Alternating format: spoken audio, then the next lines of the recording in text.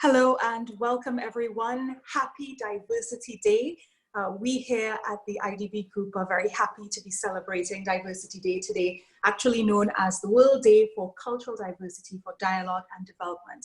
And we have a very exciting panel for you this afternoon. We intend to spend the next hour chatting with you and interacting with you and sharing some stories about cultural diversity and how it has influenced our identities here at the IDB Group. And to get us all started today, I would like to invite to welcome you, Ria Jordan, who is the Diversity and Inclusion Advisor at IDB Group, to tell you about all of the exciting things that we are doing within the bank. Ria, welcome.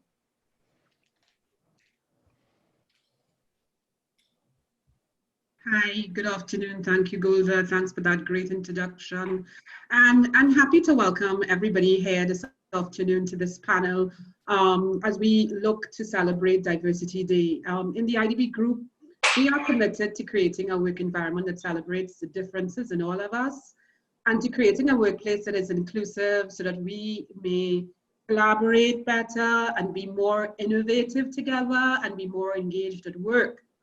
As you mentioned, Golda, today is the realization of an international initiative of the United Nations Educational, Scientific and Cultural Organization, otherwise known as UNESCO, which in December 2002 declared May 21st to be the World Day for Cultural Diversity for Dialogue and Development, otherwise known as Diversity Day.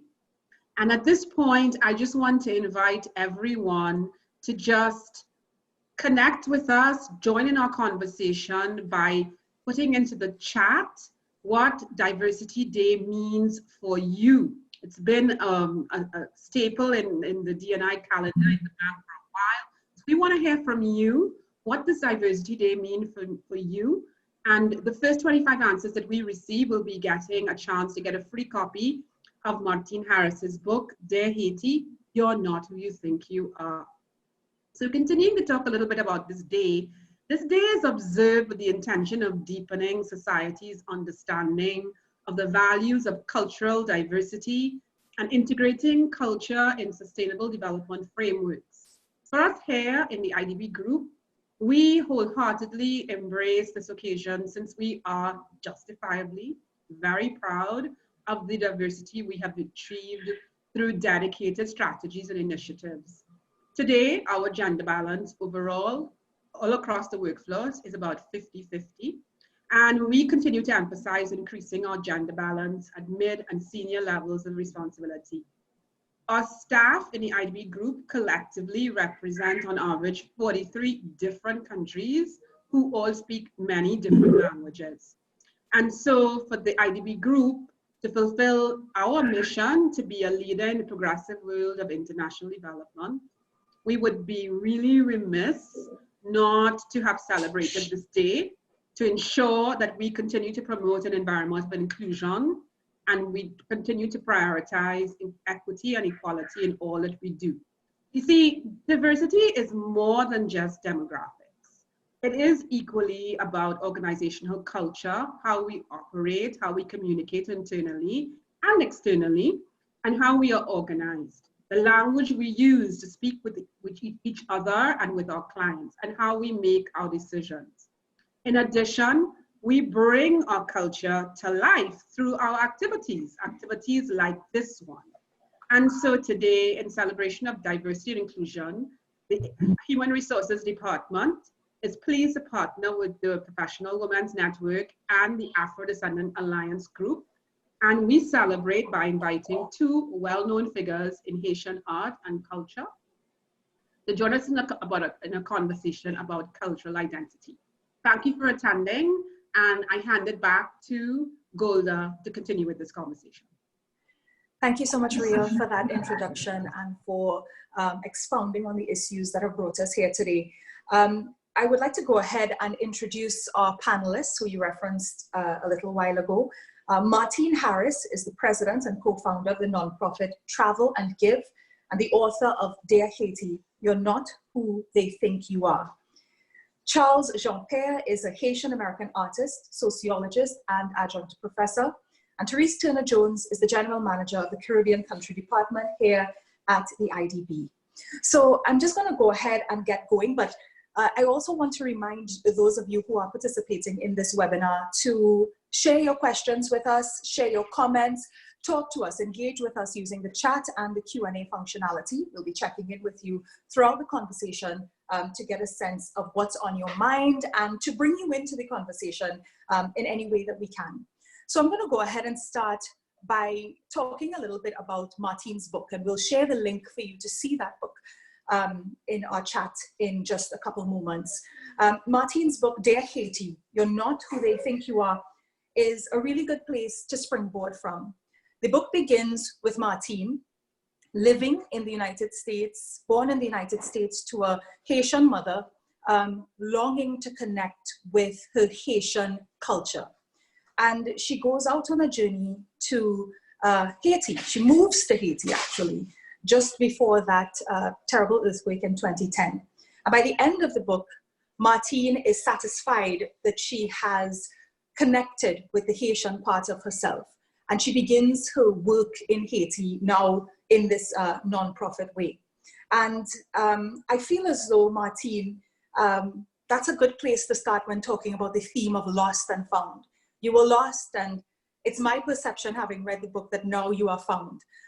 Give us a sense of why it was so important to you to find out more about yourself in this way. Why were you not satisfied just having a Haitian mother and living in the United States? Tell us about your journey. Well, first of all, I want to thank you guys for having me, and I really appreciate it.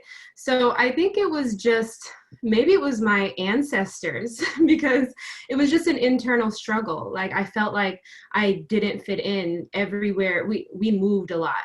And so every time I started a new school, I just felt like I didn't fit in anywhere.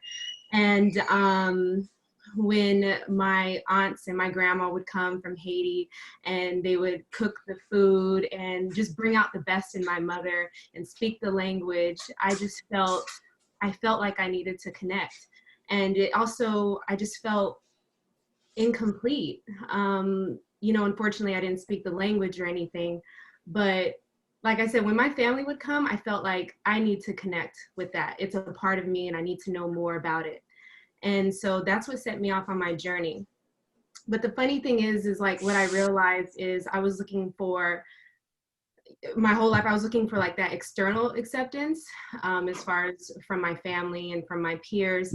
But what I've realized even up until recently is finding that lost part of you is actually an internal thing.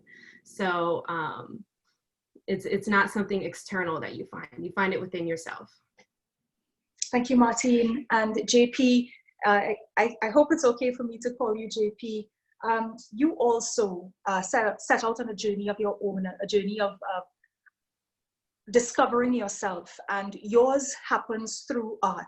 Tell us a little bit about why it was so important for you to embark on a similar journey to that of Martine.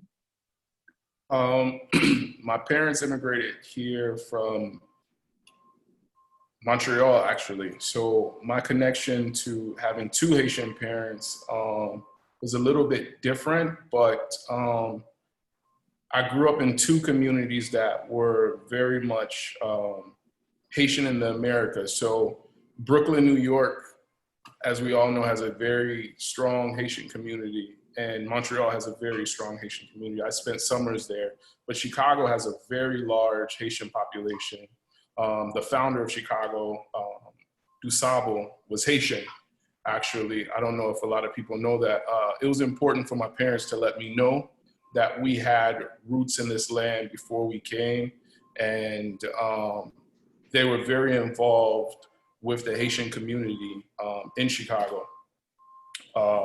We would go to balls and things of that sort. So every 2 or 3 months, there would be some big Haitian event. And if it wasn't a Haitian of like a ball, it would be like a first communion or a baptism that would bring the whole community together. Art was a platform because my aunt in Montreal was a huge art collector and my mom was a Haitian art collector. So I'd be in Chicago trying to plant mango seeds as a kid. because I would hear about my mom, you know, having a mango tree in the backyard. And as an adult, it was important for me to go see that mango tree and go back home and climb that tree and have fresh mangoes in Haiti because I heard about it my whole life. So there was definitely disconnect. My artwork is about memories and connections and disconnections and bringing those things to light. I think that's why this panel is fitting. And also I think that's why Martine's book is a really good tie-in, because I feel like what I'm saying visually, she's saying with words, and it ties together really well. Thanks, JP. And Therese, welcome into the conversation. You know, Therese sort of surprised us the other day. We were talking about this panel being very sort of Caribbean, and we were saying that we have 2 Haitians on the panel. And Therese put up her hand and said, you may actually have 3. Therese, tell us a little bit about your family and what you're discovering about your Haitian ancestry. Yeah, and what a privilege to do this today with these 2 super talented young people who clearly I share some kinship with. So my grandmother was born in Haiti, and she was orphaned at the age of 7 and brought to the Bahamas by an aunt, and so she's based in the Bahamas. But we always knew the Haitian, and some of you know, but last months my mother's been here, and so we've been reminiscing a lot about family and the fact the trip to Haiti that my mother made with a couple of sisters, my mother, and friends a long time ago now, but we were talking about that just recently. So yeah, absolutely, it resonates. Jean-Pierre, thanks for raising the mango thing. So in Jamaica right now, it's mango season. And every day you pick up the newspaper or you're on social media, there's actually something called the Mango Chronicles, where people are posting their experiences with mangoes. And in the backyard that I have several mango trees. And those of you that know Jamaica, this place has a myriad of varieties of mango trees. And I just learned that this week, or last week it was, Jamaica celebrated its 175th year of the first landing of Indians in Jamaica. And so the Indians brought a whole range of mango varieties. And so there was a whole story around that all of last week. So this is such a great topic today. Thank you. Thanks, Therese. So one of the things that is, you know, clear in Martine's book and also in your work, JP, is that identities are constant back and forth between how you see yourself and how others see you. And Therese, I'm gonna come back over to you and ask about your role within the IDB. I hear it very often that you are the highest ranking Afro descendant and also Caribbean descendant. And I'm wondering whether you think of yourself in that way. To us, that's something to aspire to. But do you think of yourself in that way daily, doing your work within the IDB group? I probably don't think about it daily, but I think about it a lot. There's clearly the field to which I bring all of my intellectual understanding about our work, and also how we relate to our client has to do with my own background. So I can't share that, it's always with me.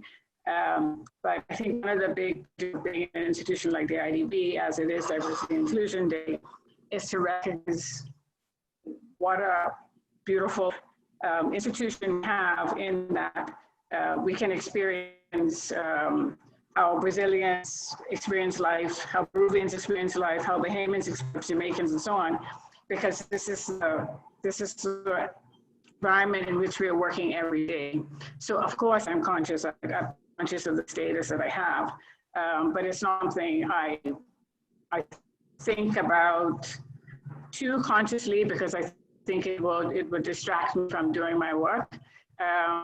And this is where I think it's really important to focus on being anchored in your identity, but not let identity bind you in any particular way. So because I'm from a small island doesn't mean that I only think about small island issues. I actually think about very big issues that that can affect the world.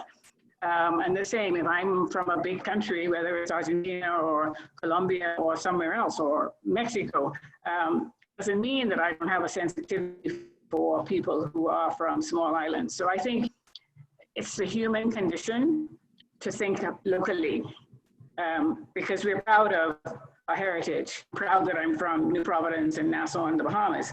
But that's not what makes all of Therese. It's just one aspect of my identity. And I think as we go through life, as we work in different organizations and do different things, you will find yourself questioning aspects of your identity and the norms you grew up with, the values, and some cultural things that are very particular to either Bahamas or the Caribbean region, that you will find yourself, ooh, is that holding me back, or is that allowing me to think differently? And so I want to say, for all of the participants in this group, and I see now there are over 113 people listening in on this Zoom call today, that who you are, where you are, does not define where you're going to end up. And I think what's worked for me is always keeping my mind as open as possible to embrace new ideas, not to give up mine, but also to see how they can either influence mine for the better, or how can I influence somebody else to have a different perspective on life. I think that's really, really important. Thanks, Therese.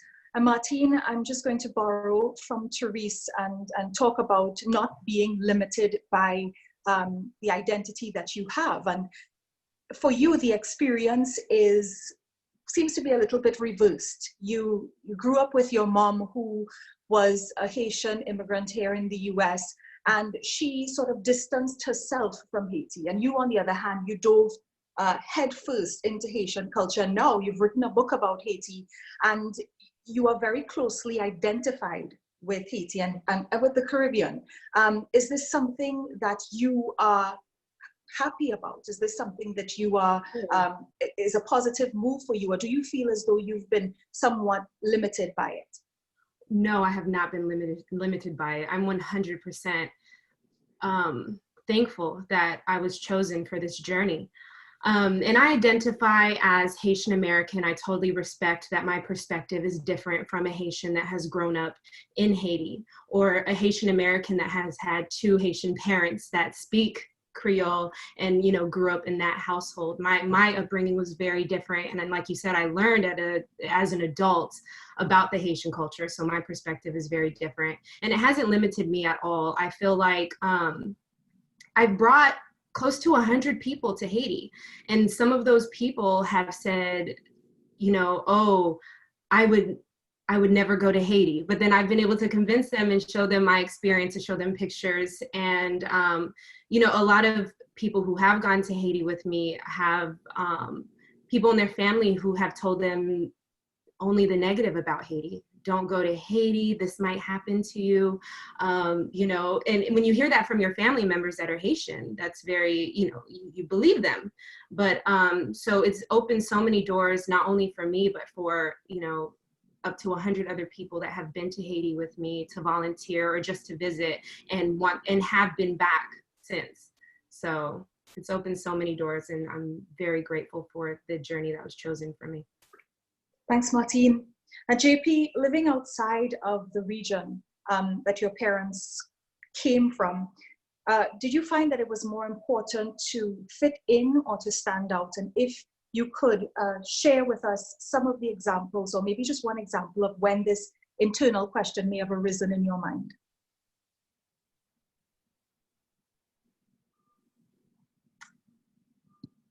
Do we still have JP on here? JP, I believe you're muted.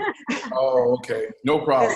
I think one of the aha moments or major moments in my life was junior high school. My mom's lineage is Haitian Dominican. So I think great-grandfather came over from the Dominican Republic. And I remember in junior high school taking a state test, and my white middle-aged homeroom/gym teacher told me not to check off Hispanic, or just because actually, I always knew I was Black my whole life, but it said Black non-Hispanic, right? And I knew, like, my mom's last name is La Cruz. She grew up speaking a little bit of Spanish. My grandfather spoke Spanish. Like, we're the La Cruzes. Like, and I remember her choosing that identity for me and not feeling right. Like, how could she choose? And then I gave her a little bit of pushback. Long story short, she went and asked someone else.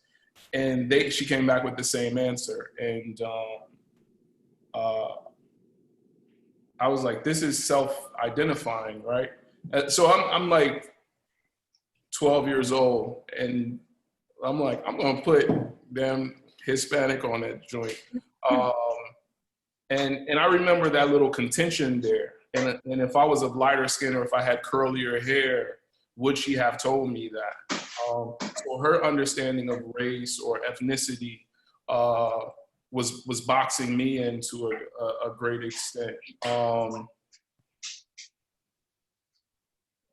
Martine downplays her connection to Haiti, and if you read the book, you'll know why.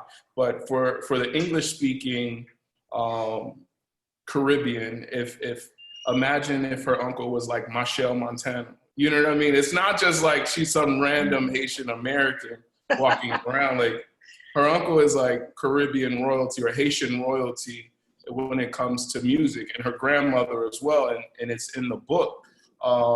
So she's being really humble, but on my end, I'm really into nuance, and I'm really into challenging narratives and narratives that are set up for me, because I understand as a Black man or a man of African descent, if I let other people make choices for my life, I won't have control. And I think it was important for me to define that. So I ended up going to college and studying African studies in undergrad, and then I went on to get a master's in sociology to understand how this world works, how race works, how identity works. And then to top it off and put the cherry, I started traveling and started connecting dots. Thanks, JP. Therese. I'm sorry. Yes, please, Martine. That's a great question. It's so important to stand out. I, have family members and have spoken to a lot of people who grew up, especially in New York, coming from Haiti in the 80s and 90s and being bullied, being called names for being Haitian, and just that made them really feel like they couldn't admit to who they really were. But I feel like, give it up to like Wyclef when he came out with the Fugees. It was so cool to be Haitian, and he kind of paved the way for people to really, like, I can't imagine my life now denying who I am. So it's really important to stand out and be comfortable with your heritage and who you are. Because look, now you don't see a Haitian that's not waving their Haitian flag and repping where they're from. And it's really unfortunate to hear what it was like in the 80s and 90s and before that, how people of West Indian culture were treated. So I want to add one more thing, and on top of that, there's also a lot of trauma. Right. That people that left Haiti were harboring and trying to forget. Right. And that's kind of where my artwork kind of jumps into that. There's memories that my mother didn't want to share it's not necessarily only out of embarrassment, it's also out of hurt and shame. Right. And the Haiti that my mother grew up in doesn't exist anymore. It's just a fact, right? But also, like, we're in Washington, D.C. The Washington, D.C. that 50-year-old Washingtonians lived in is not the same Washington, D.C. anymore. So we are. There's people, there's place, and then the last thing is memory. There's time, and time plays in a great factor in our identity. And as time has gone on, 20 years after Wyclef and the Fugees, 23 years after that, that time has allowed for some healing and some some expansion in our identities, in our understanding of our identities. Thanks, JP. I'm going to go to Therese, sort of to broaden the scope a little bit. We've talked a lot about Haiti for obvious reasons, and I'm happy that we had the chance to do that. But Therese, as someone who is from the Bahamas and you work across all of the Caribbean, I want to ask you a question about Caribbean identity and whether you believe there is a Caribbean identity, and does it strengthen, is your Caribbean identity strengthened by the work that you're doing in the region? So that's a tough one, but I would say, of course, obviously there's a Caribbean identity, and whether it's in the kinds that we eat, how we live our lives, or the value we place on family, the value we place on faith, the value we place on our environment. Caribbean identity is very strong. We also have, we're known to punch above our weight. So we're a small region, but we have outstanding global citizens, not just athletes and musicians and artists, but economists, Nobel Prize winners in literature and economics. And, we're fabulous people. In fact, someone said, the world should pay Jamaica just for existing. And because I now live in Jamaica, I'm sort of taking on some of that, that level of confidence that I think Caribbean have, that's pretty impressive for the rest of the world. And I think when people encounter Caribbean people, that they encounter people who have a very strong sense of self, and we're very difficult to earn more, so to speak. But having said all of that, we are still very much let me transition now to how I see things as one, as a macroeconomist, but two, as a manager of this region that has so much diversity, from Suriname to Guyana to Barbados, Trinidad, Jamaica, Bahamas, and I mean, of course, we have other Haiti and Belize, also Caribbean and the Dominican Republic. So, I mean, there's a lot about this region that leaves a lot to be desired. For example, we have way too many kids who still don't have access to education. Martine, in her book, when she goes, she doesn't talk about this now, but maybe she'll do it later. But her first job when she moved back to Haiti was working in a school, which was a private school. But she comments that only 30% of Haitian children actually have access to education.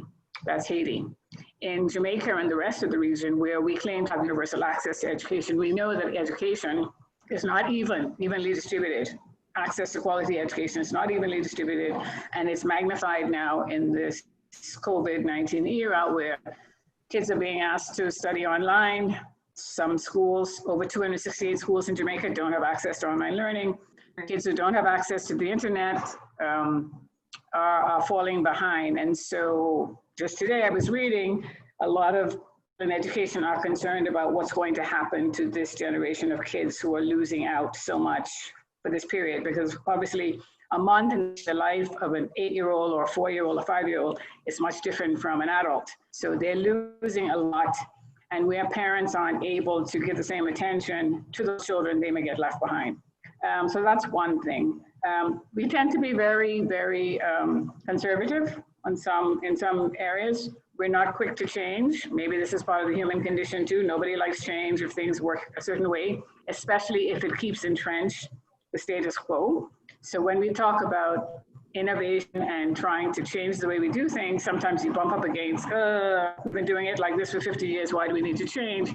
Well, we need to change because actually for the last 50 years it hasn't worked. And so maybe it's time to think differently about how we approach X or Y.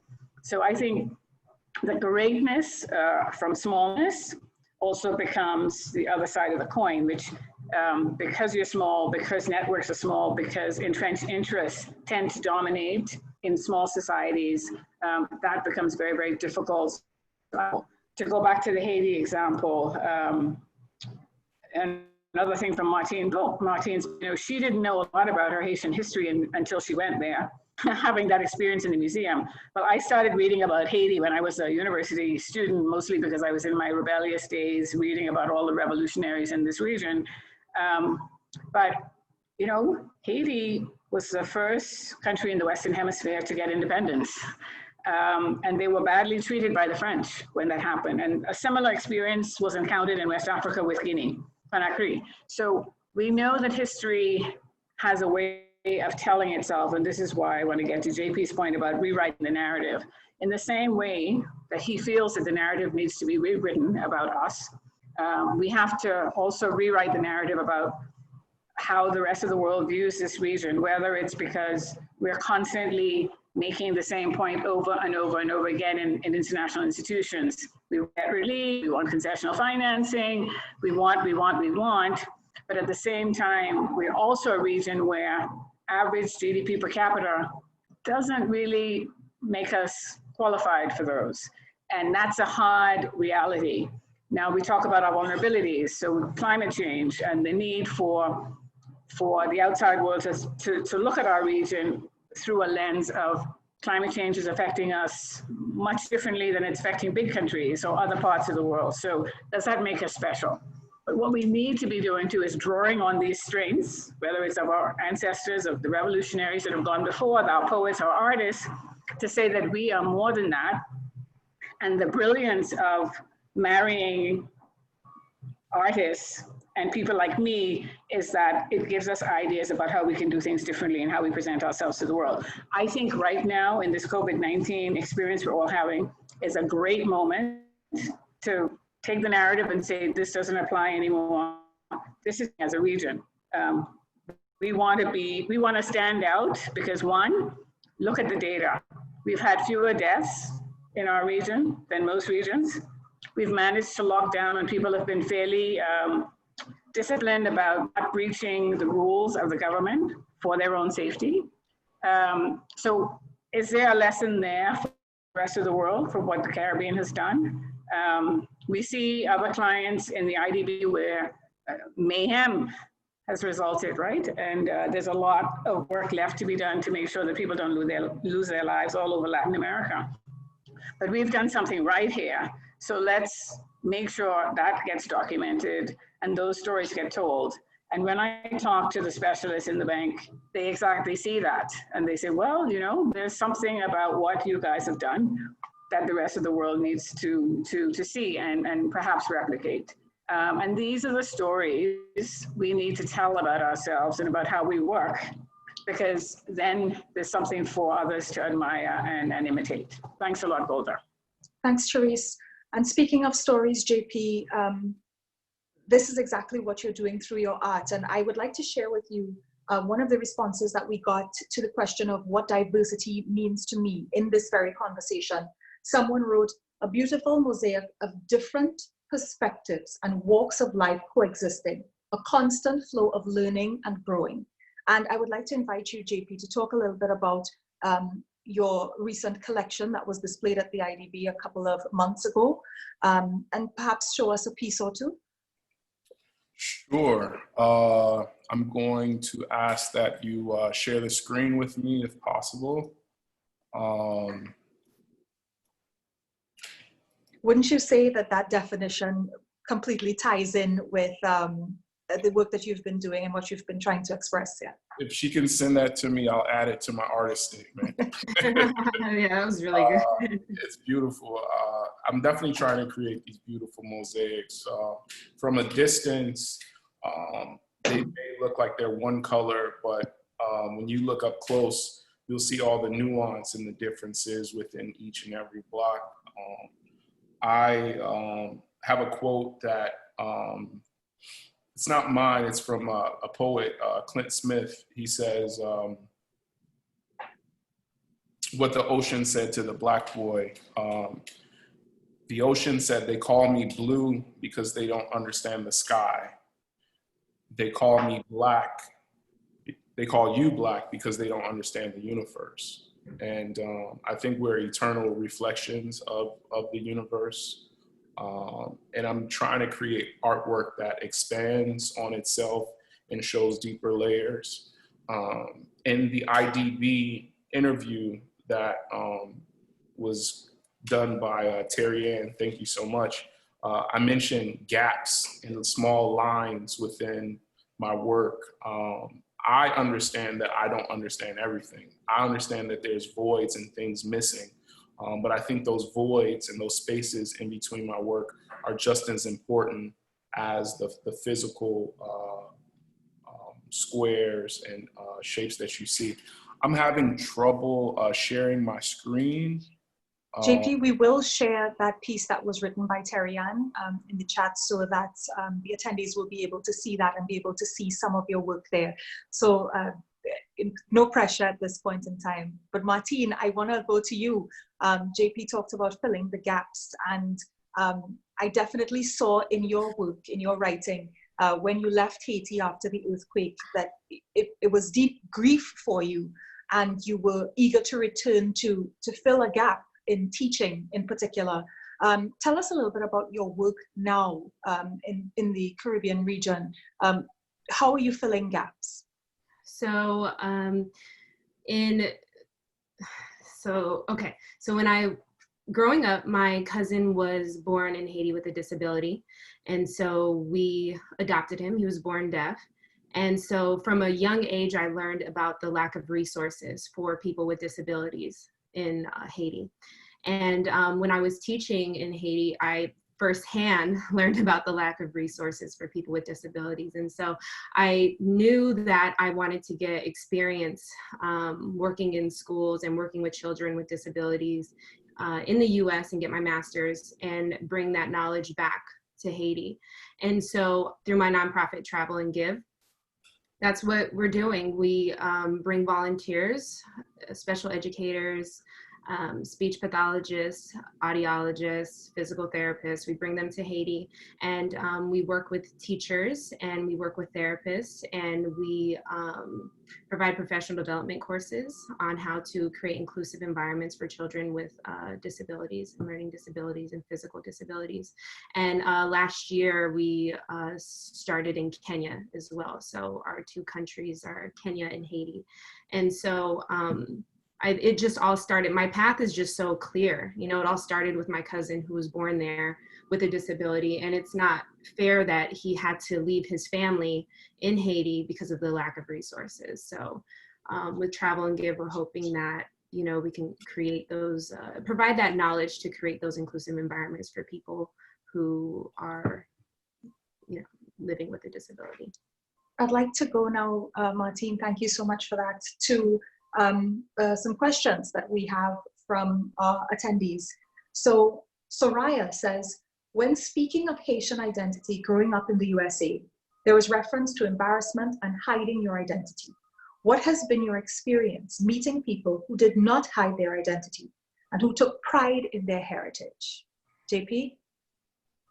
I got closer to them, soaked it up like a sponge. I don't want to put too much family business out, but my older sister dated a Haitian straight from Haiti in high school, you know, and I was like, I want to learn as much as possible. He helped teach me how to drive and about the culture and how it was back home.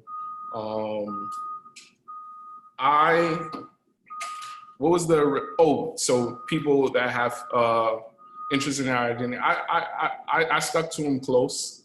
My grandmother had a lot of pride. I stuck to her close. My grandmother spoke only Creole, and but I had a great aunt that spoke mostly French. So it's like I understood navigating two different worlds, and it wasn't just one way to be Haitian.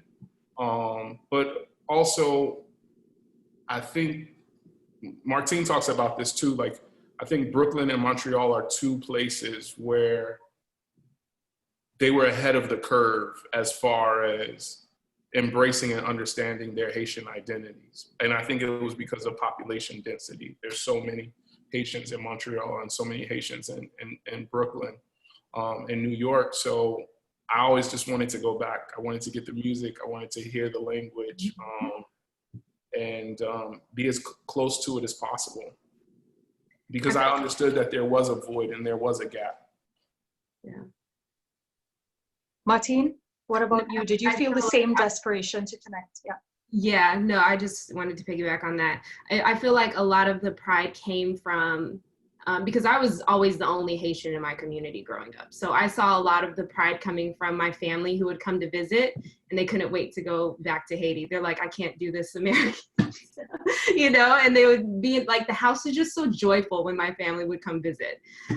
So a lot of the pride that I saw came from my family members. Was that the same for you, JP? Like most of the pride you saw was from your family who would come visit and return? Definitely. I repeat this often. I think one of my biggest regrets is not spending a summer as a child in Haiti. Right. That would be one of my biggest regrets. But I did have cousins that came to the US for the summer and spent time with us. So I was constantly around those people or my people.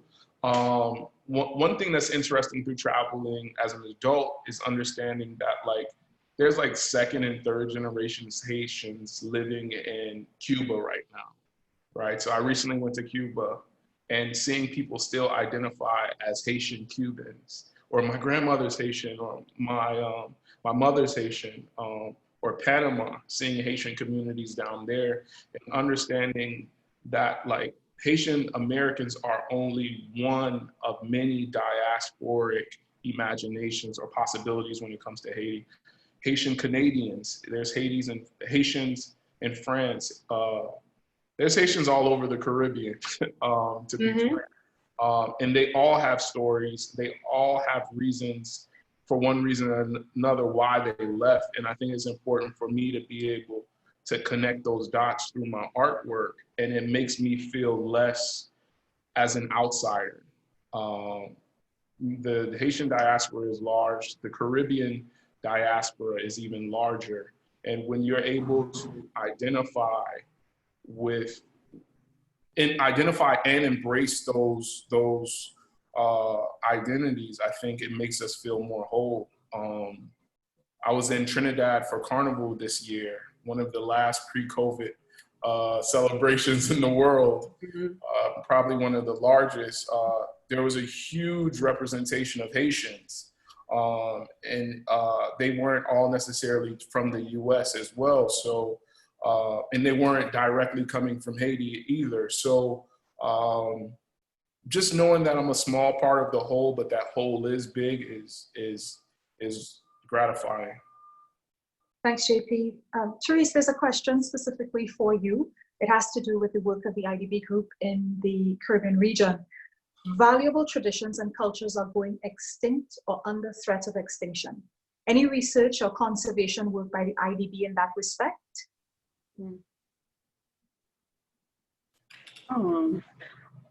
Yes, and I'm struggling to think about what we have ongoing now in our region. Most of the work the IDB has been doing has been on sort of restoring old cities and city centers. There's a restoration, for example, of Paramaribo in Suriname. Other countries in the region have also benefited from that work on cities. But in terms of other cultural artifacts and monuments and so on, I think there's a big area. That's a nice opportunity that's coming for future work, because you know, we're not so proud about what our colonial architecture represents in a lot of places, but we do have beautiful cities with colonial architecture that could do with restoration to make those cities more beautiful, also just to hold on to some part of the past, even if it's painful. We need to invest in museums. We need to invest in our writers, our artists, and make sure that we have museums that display our art and our artifacts in a way that's accessible to everyone. You know, one of the first probably fascinations to me when I moved to Washington, D.C. was just the plethora of museums. And, you know, I'm trying to think back, so why don't we have more museums in the Caribbean? Because that's where our heritage is. And for those of you who haven't been yet in Washington, D.C. to the African American Museum, there's a lot of Caribbean culture and heritage in there. Because basically we come from the same stock, right? So it's very difficult to disentangle the African American experience from culturally anyway from the Caribbean experience. So I think there's something there, and maybe that could be an area where we put some emphasis when this whole world becomes a calmer place where we can think about these issues in a better way.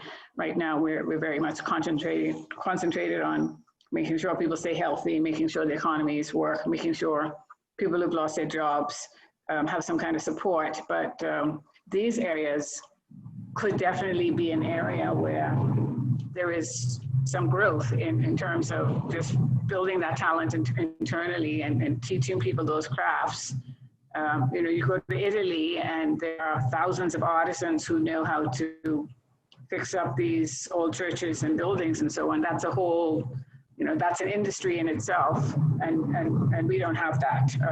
So yeah, that's a really good idea, Lakolda. Thanks, Therese. And we have a bit of a promotion going. So before I go on with the other questions, I just want to remind all of you who are part of this webinar that you can get your hands on a copy of Martine's book. And I'm going to ask our tech support to share the cover of that book with us now. Martine's book, it's called Dear Haiti, You're Not Who They Think You Are. And if you put your response to the question, what does diversity mean to you, in the chat? I think we have about 9 or 10 more of those books to give away. Even in these COVID times, we will get that book to you. So please share your responses with us, share your idea of what diversity means. And I want to go on with the questions. And we have one that says, what kind of challenges or pushback have you faced as members of a diaspora seeking to contribute to changing a narrative or about a home country, or region in which you haven't always lived? How would you recommend dealing with such challenges? I'm going to open that up to any of you three.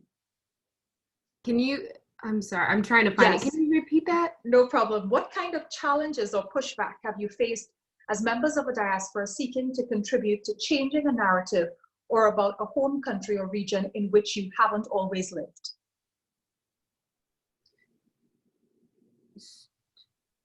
So in regard to travel and give, sometimes I've realized when I have to tread lightly when I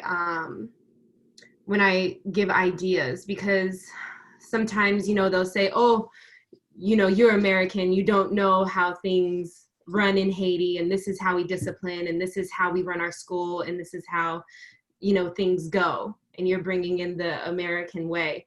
And so that's when we work together to find, you know, what ideas we can bring to the table and how they're already functioning, and just meet in the middle. So that's kind of like the struggles that I've had, where, you know, they're like, American coming here and trying to tell us what to do, when that's not the case. You know, we have learned so much from from the people we work with in Haiti and in Kenya. And so that's sometimes the pushback that we get. Gotcha. JP, you want to add anything there? Just being humble. I'm a teacher, I'm a professor. But when I'm traveling, I'm a student, and I love it.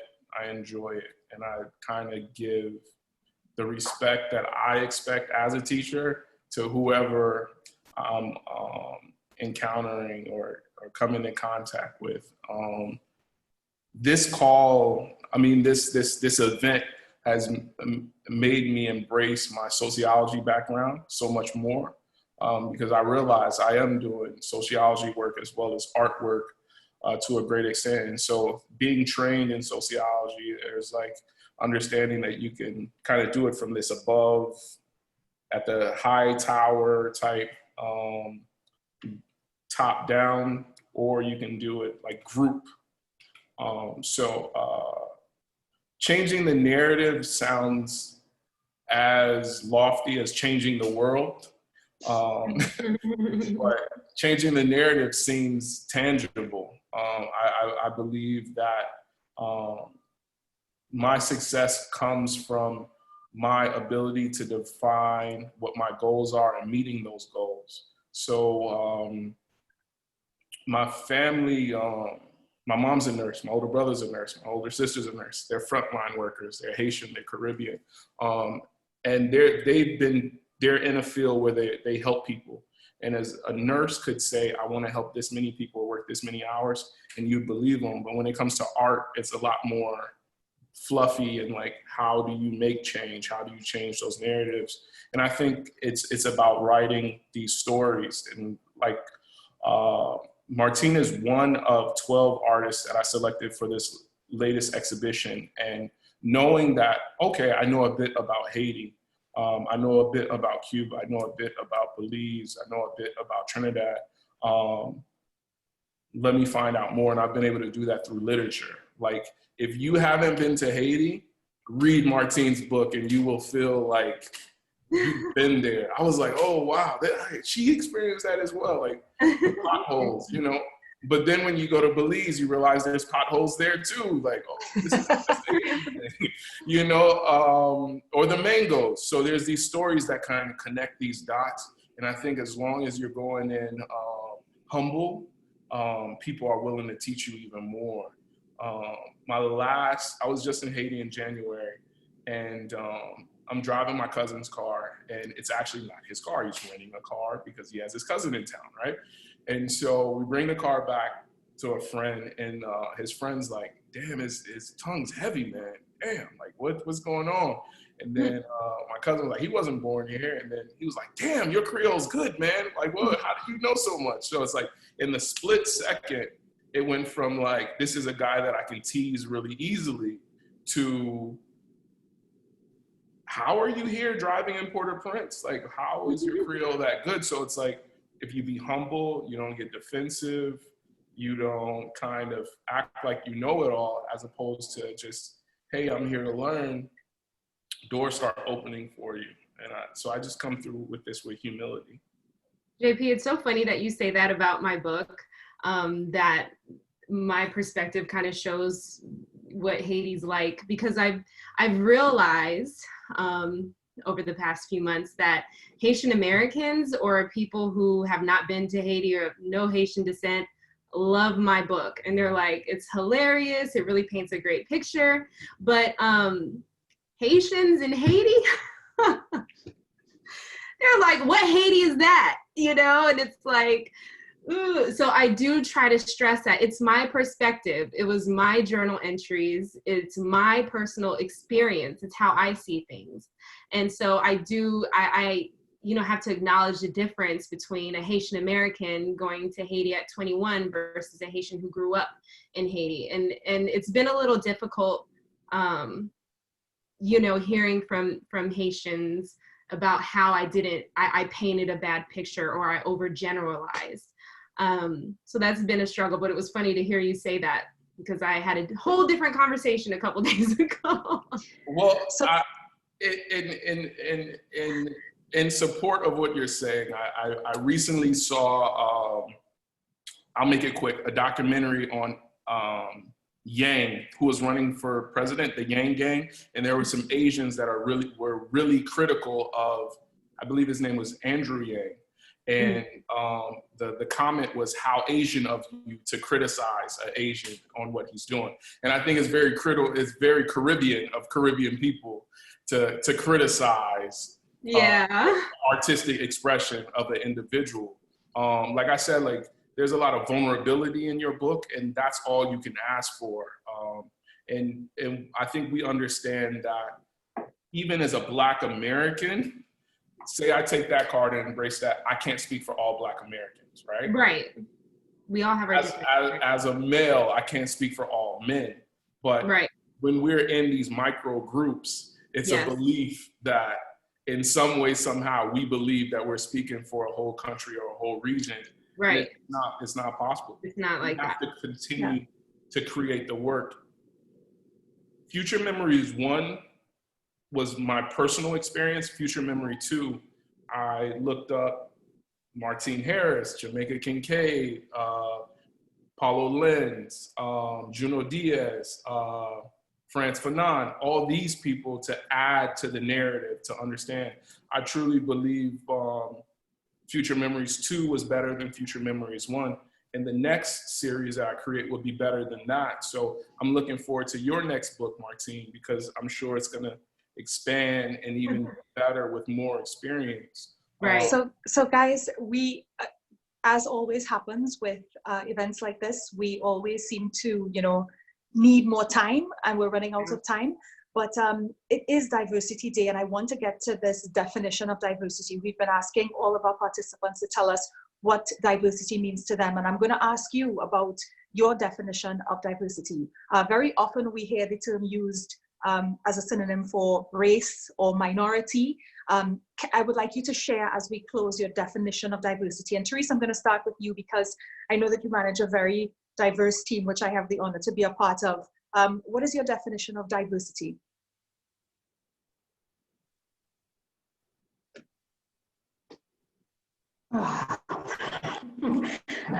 I've been watching all of these responses come in, and some of those are fantastic. Yuri Shakilal, I want you to read that one out. I thought his was good. It's like what did he say? It's like a jewel that unleashes,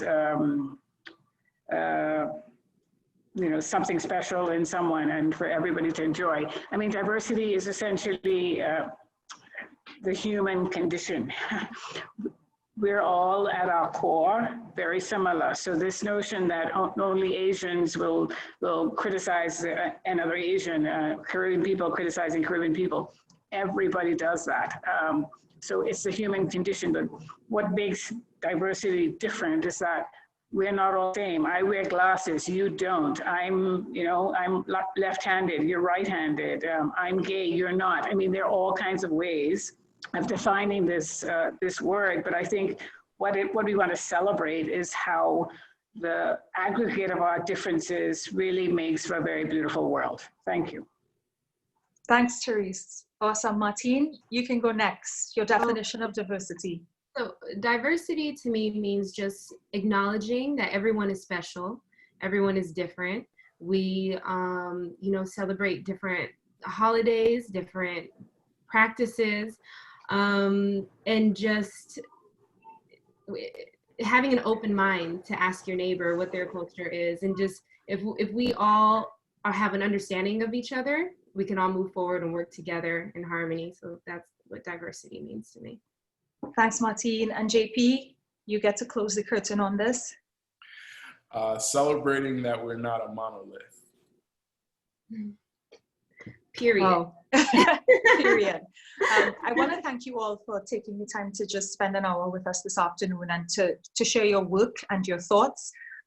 We are really proud to have had this time with you, and we will be sharing all of the different resources connected to you, the ways in which you've been connected to the IDB over the last couple of months.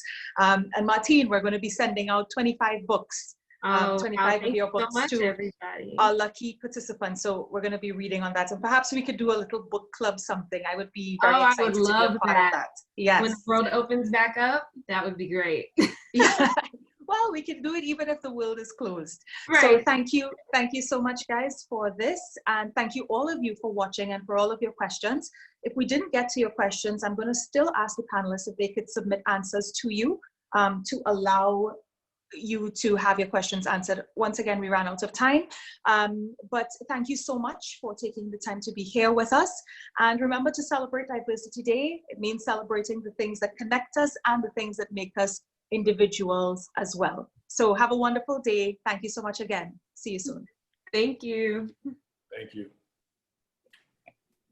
Thank you.